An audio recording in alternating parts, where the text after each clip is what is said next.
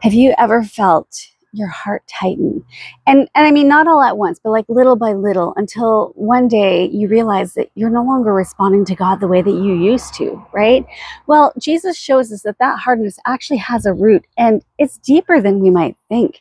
If you remember when we read Mark chapter 4, verse 15, it says, the word is sown.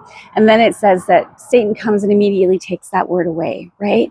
Well, the enemy can only steal what sits directly on the surface, right? So the real question is, what keeps the word from sinking into our hearts? What hardens the soil of our hearts in the first place? Well, Jesus reveals that the deeper forces that harden our heart more than anything else are, number one, unhealed pain, right? Wounds that were never brought to God actually become walls. And that pain stays buried and it becomes, hard like an armor.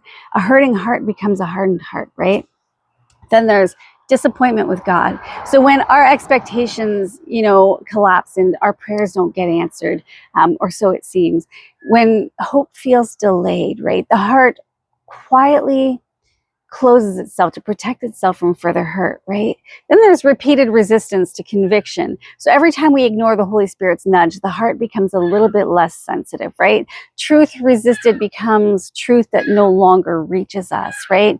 Then there's chronic spiritual neglect. So not intentional rebellion, but just like a slow erosion, right? Days without the word become weeks, and weeks become seasons. And then the soil dries out, right? Then there's this one, offense. Offense towards people, offense towards leaders, eventually becomes offense towards God, right? And that offense is like a spiritual concrete. It locks our heart in place, right? Then there's self-reliance. When we depend on our own strength, our own wisdom, our own way, our heart becomes close to God's voice, right? We only want to hear what our thoughts are, our opinions. Then there's that prolonged spiritual warfare, right? So when the enemy steals the word again and again and again, and the heart eventually stops expecting anything to grow or to happen or to be good. These are the forces that Jesus is exposing, no, not to shame us, but to free us, because hardness is not a personality trait. It's not a spiritual identity. It's just a condition. It's a soil condition, and it can change, right? So the moment that you name what hardened your heart, the Holy Spirit can begin to soften it, right? So here's something to think about. Which of these things that I mentioned, pain, disappointment, resistance, neglect, offense, self-reliance, or even just spiritual warfare, which one of these is hardening your heart the most?